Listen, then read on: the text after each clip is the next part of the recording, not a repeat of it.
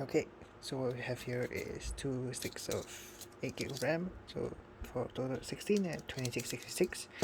This is HyperX Fury. We have our 1050 Ti from MSI.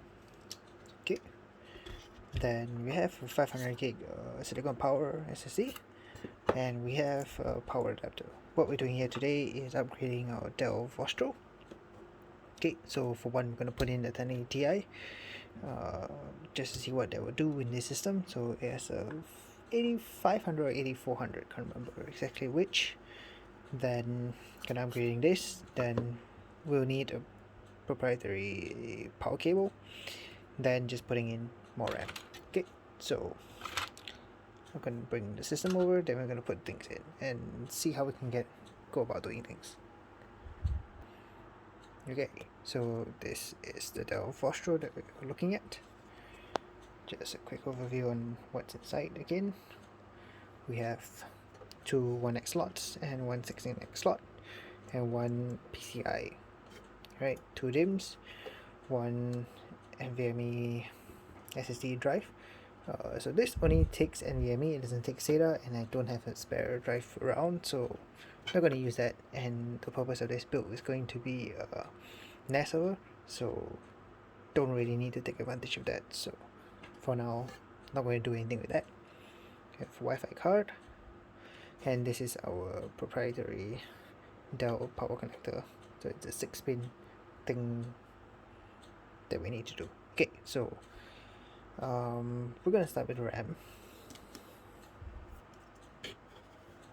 So make sure your wings are open. Then just push down, and it clicks in. Make sure you check the slot. There is a slot on the slot itself. Make sure it lines up, and just press down. It will typically click twice.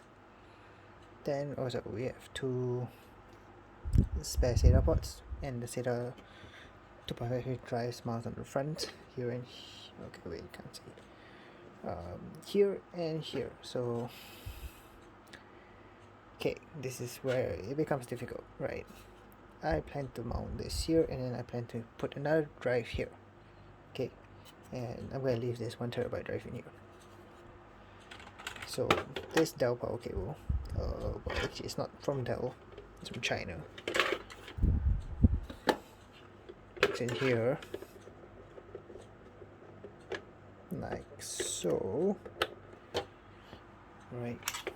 Then we have to figure out this connector, which is painful because right now if I plug this in here, right, and let's say this comes here, I'm not going to bother putting in screws just yet, right? So that can clear the case. So this will start in like so. Okay, then just need to put in 2 screws and, well, and the SATA cable, of course. But we still have to deal with this. This has to reach up here. So let's ignore that cable there first. I don't have a 2.5-inch drive on hand right now. It's currently in the NAS is running. But looking at that may just barely reach. But damn, that's close. Well, the other drive that I plan to put in is also an SSD, so maybe what I'll do is, well, I'll just stick it somewhere a little bit lower. I have no idea yet. But yeah, dealing with this Dell pre-builds, because they are so compact as it is, you really don't have much space to work with. Okay, so last thing to put in is the GPU, SATA cable. So currently this is a really long one. I'll find something better down the road, but for now, let's just stick this in.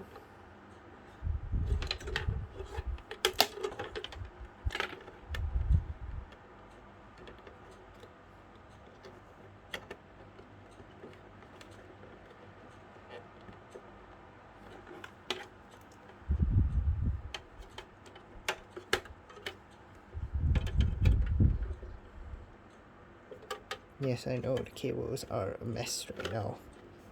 I would have to figure everything out. As of now, I have not figured it out.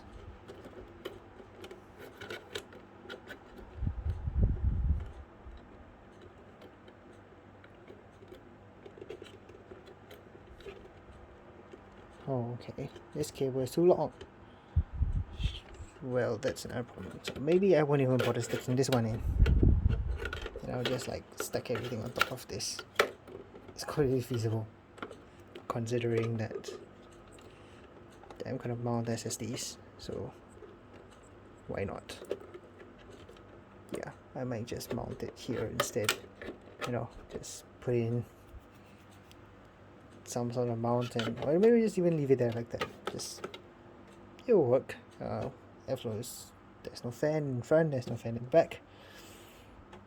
Air gets pushed out straight. Hopefully this works out. So okay, let's ignore this mess of cables first. Let's see if we can get this card in. So I'm going to take off the front. There's one retaining screw. This one slides off. Then I really hate to do this, but well, you have to break off the tool. I don't know what you call it, but yeah, I really hate doing it because you can't put it back. And just slide in the card. Push the master cables away. Line everything up and push it down gently. And there you go. So this does not require a 6-pin power connector or any power connector. And so that's basically it. Put the screw back in. And we're good. So I'm going to follow this up with testing, you know, temperatures and all that, but I'll try to clean up the cables first. Then I'm going to install Windows on SSD, not on this hard drive. Yeah, then we'll test out some games and see what this machine can do with this 1050 Ti. Alright, so that's it for this video. Thanks for watching.